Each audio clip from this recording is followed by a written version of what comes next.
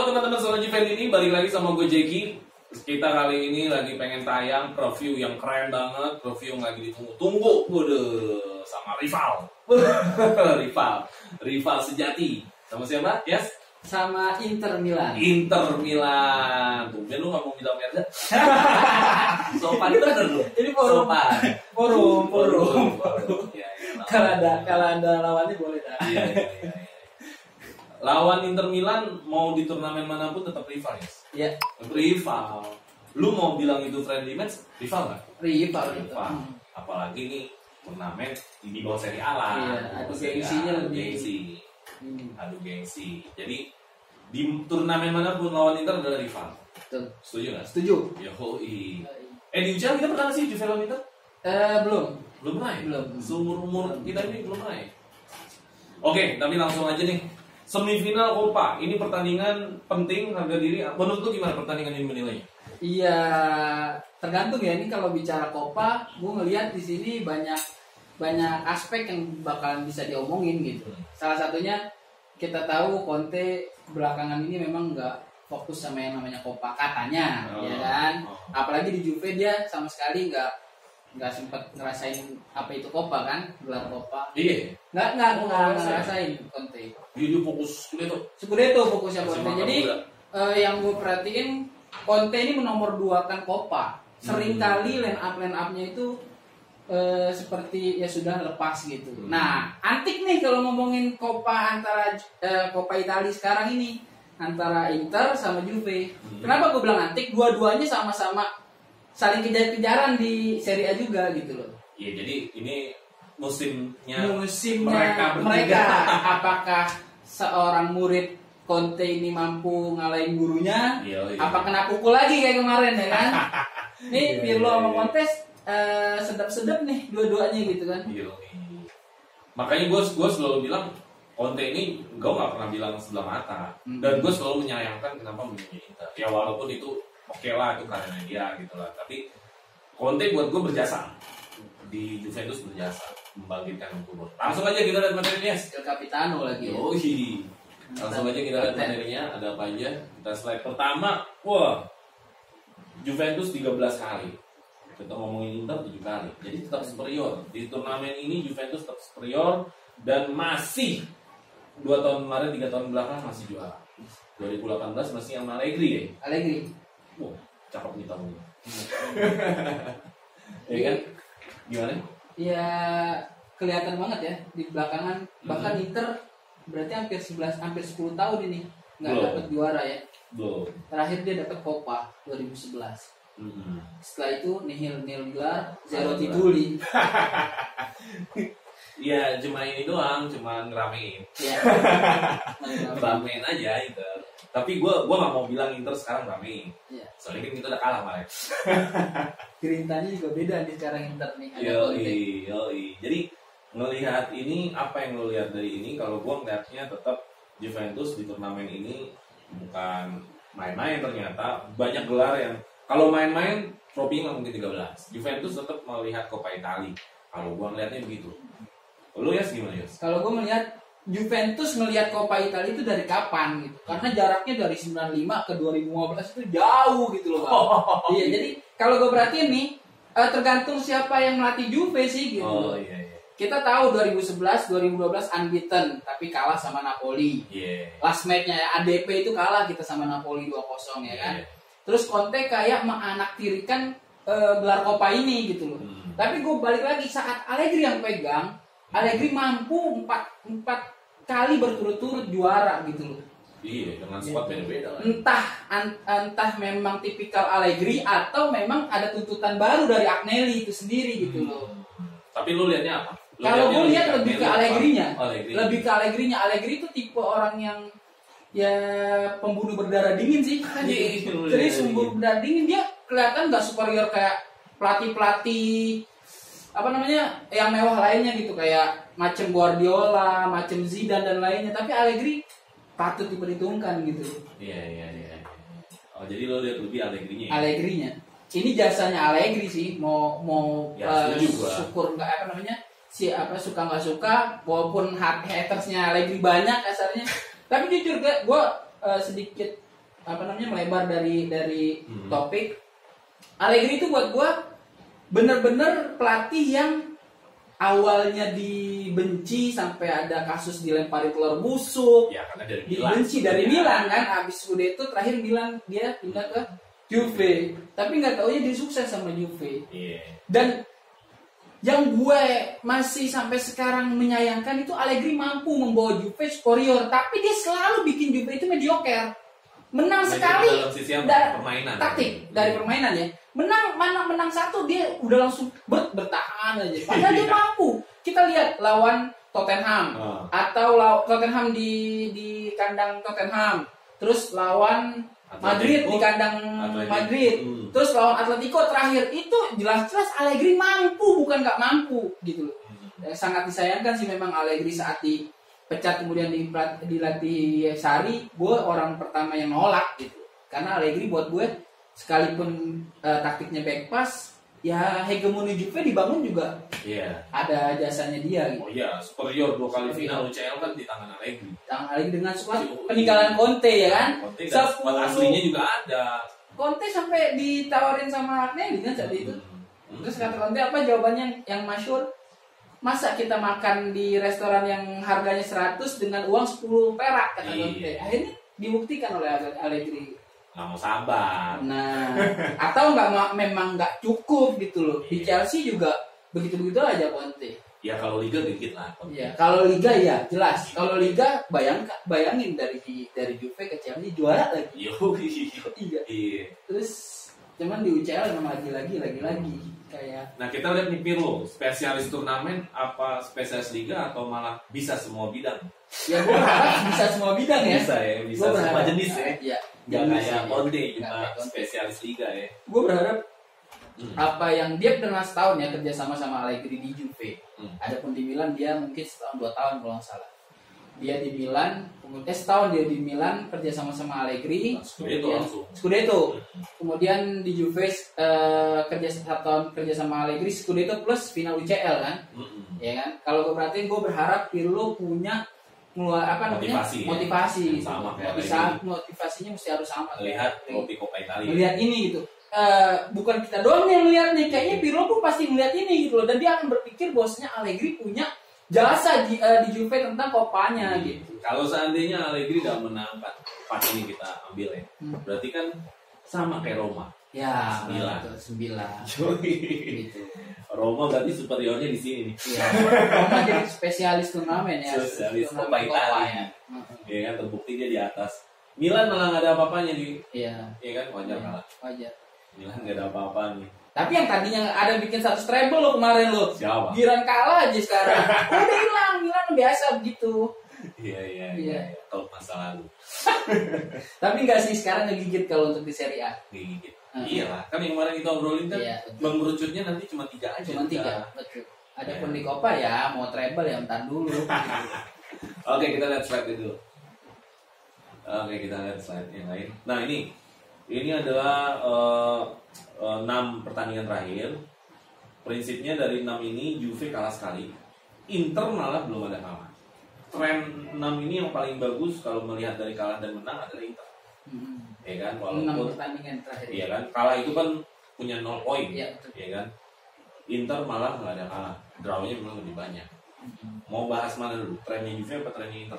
Kayaknya trennya Inter. Trennya Inter menurutmu gimana? Apakah tren Inter ini membuat Coppa Italia ini juga ikut berpengaruh sama Inter untuk ngalahin Juve? Yang lo bilang pertama tadi, bahwasanya Juve sama Inter itu udah rival, gengsi dan rival. Jadi nggak bisa di sampingan atau dikecilkan, mereka akan lepas gitu aja, enggak sih. Ini pertandingan yang sangat-sangat patut ditunggu sih gitu. Patut ditunggu ya. Karena ini udah adu gengsi, adu hasrat lah kasarnya. Pasiennya itu udah beda gitu lah. Ketika Juve ketemu Inter, sekalipun di trofi Berlusconi itu yang dulu trofi Iya, makanya gue bilang tetap gitu loh. Walaupun medianya turnamen kecil, betul, atau turnamen sekelas Coppa Italia, ini tetap adu gengsi. Adu gengsi. Even friendly match. Even friendly. Yang di Singapura kan friendly match. Betul. Dan itu masih ngotot-ngotot kan kita orang kasarnya kan. Karena dengan sejarahnya ya, dua klub yang rivalitasnya sangat tinggi di Italia sana. rivalitas ini menjadi berapi-api setelah 2006 gitu. Itu menjadi benar-benar di luar nalar kadang. Iya. Ntar kapan-kapan lah kita bahas tentang 2006 ya. Siap. Oke, terus tren Juve apakah ini berpengaruh dengan Coppa Italia ini? Enggak sih. Gue yakin buat besok sih Juve bakal lawan ini. Yakin gue. Kenapa gue bilang bakal lawan? Inter kemarin kita kalah. Gue pernah inget, kita kalah dari Inter. Gue pernah inget omongan Del Piero bilang dia mempertanyakan kenapa Pirlo memainkan Frabotta. Nah, itu sih patut dibahas sih kasarnya gitu. Frabotta ngadepin Hakimi, seorang Hakimi yang kita tahu waktu lawan Inter kemarin gitu, yang kekalahan kemarin nih. Kita tuh di sini Frabotta sebagai line up starting 11 gitu. Kenapa Pirlo itu demen banget eksperimen kan? Kok pemain muda malah yang dimainkan gitu. Tapi kalau gue melihatnya kembali lagi kekalahan kemarin itu benar-benar Agnelli ini pengen Juve lebih muda. Sebagaimana yang kita bahas kemarin di Champion di Inferno, bahwasanya muda Juve ini akan lebih muda gitu. Iya. Makanya nggak ngaruh sih kemarin kekalahan dari Inter itu memang kita nggak siap. Gitu. Oke, kalau ngomongin kekalahan dari Inter, gue punya videonya lagi buat kita mengingat lagi nih kekalahan dari Inter yang kemarin itu. Kita lihat lagi. Kita lihat deh rekaman videonya. Biar kita ini lagi. Murid sama guru ya. Oke, gimana nih? Nih lihat nih. Barella. Case bus Vidal, ya. Vidal golin heading. Iya. Itu jarang-jarang. Bukan gayanya Vidal. Bukan gayanya Vidal. Vidal selalu golinnya. Ini long pass lagi. Wah, ini gol. Ini counter attack. Gue walaupun nggak suka sama Inter ya udah pasti nggak suka ya. Iya. Tapi gol ini tetap bagus. Ya. Barella sih nggak ada obat sih. Dan Gitu. salah satu penyesalan ulang lagi. Kita pengen lihat nyeseknya kita. Ini nah Barella ya. Iya. Sesuai dengan thumbnail kita Barella nih. Barella sih man of the match sih buat gue pas pertandingan ini. Match of the match ya. Ini dari back muda dia juga. Bastoni nggak ada obat tuh. Beneran kalau dia Inter melek sih nggak jadi kejadian Fabio Cannavaro jilid 2 ada tuh keramat kali ini. Ya kan? Nah, ini kekalahan menurut gue menjadi pukulan karena kalau kekalahan lawan Fiorentina itu nggak tahu kenapa gue ngeliatnya masih ya udah paling besok menang lagi. Ya, kayak missing dari awalnya, kayak udah ada miss dari awal gitu ya. Kalau kita kalah lawan Inter berarti kan lu kalah sama saingan lu. Yang dimana saingan di atas. Dan itu notnya adalah 3 tahun terakhir kita kalah sama Inter baru kali ini. Nah, itu jadi pukulan dalam arti kata kan lu sama-sama bersaing nih, tapi lu kalah sama saingan lu. Tapi seru sih Serie A. Ini kan kita bicara di Serie A ya. Karena Juve Milan, Juve yang menang, Milan Inter, Milan yang menang, Inter Juve, Inter yang menang. Jadi segitiganya kacau. Nggak ada yang dominasi. Nggak bisa diprediksi. Yang gue bilang kemarin kita ngobrol di Champions Inferno kemarin itu jelas Real Scudetto ini antara 3 kayaknya. Kalau gue lihat. Nggak ada dominasi. Nggak ada dominasi. Betul. Nah ini ya, ini mengenai kita lihat di Coppa Italia, formasinya yang diturunin sama si Pirlo adalah formasi memberi kesempatan pada pemain muda dan memberikan kesempatan pemain-pemain yang minutes play-nya kurang. Kita lihat ada Nicolo Fagioli. Jadi sorotan kemarin. Katanya mirip Marchisio. Enggak. Frabotta kemarin golin malah pas Coppa Italia. Mungkin dia ngerasa, wah ini di tempat gue kali. Kayak momentum. Demiral sama Dragusin main full. Ya kan? Jarang-jarang Demiral line up dan main full, dan Dragusin juga main full. Ya kan? Demiral diganti kayaknya. Iya kan? Terus Bernardeschi main dari Anual. Formasi Juventus menandakan bahwa Coppa Italia adalah tempat buat mencoba pemain ajang ya. Iya, mencoba pemain muda dan pemain yang minutes play-nya kurang. Melawan Inter kira-kira menurut lu gimana? Apakah pertanyaannya apakah ini ajang coba lagi atau full team? Mengingat Juventus jadwalnya padat ya. Tapi gimana sebagai Juventus ini? Iya, gue sebagai Juventus ini berharap tuah manisnya Allenatore Pirlo ya. Gue berharap Pirlo bisa ngerombak, dalam artian jangan sampai kerangkanya itu dirusak, tapi dia tetap bisa ngasih menit bermain buat yang lain gitu. Kenapa gue bilang dijaga kebugaran? Habis lawan Coppa, Inter, kemudian lawan Roma, habis lawan Inter lagi, ini berat gitu. kayaknya nerakanya Juve di Februari ya, bukan di Januari gitu loh. Iya. Lawannya Karena resikonya kan kita lawan Inter nggak pernah lawan Inter tuh nggak ada kartu. Pasti ada kuning lah. Kalau kita nurunin full tim resikonya ya ada cedera, ada kartu kuning, tapi kan nggak ngaruh ya Mas. Palingan ada tekanan psikis dan tekanan fisik. Dan itu pasti minggu depannya lawan Roma masalahnya.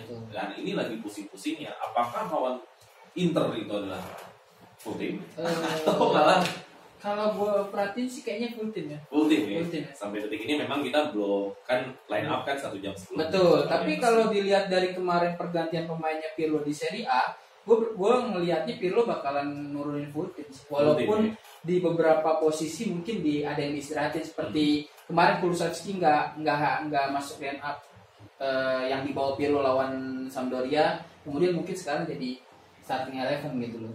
Morata jadiin super sub gitu. Gila juga sih. Ini gue jadi Pirlo juga pusing juga sih ya. Jangan kita orang, gue aja bingung ini Pirlo bisa gak gitu. Kalau sampai Pirlo bisa minimal bisa melawan di 8 partai ini, jadi sih gue akuin perjudian Agnelli sih bukan perjudian buat gue, tapi emang Pirlo-nya jenius gitu loh. Iya. Tinggal kita lihat aja gitu hasilnya di akhir Februari nanti.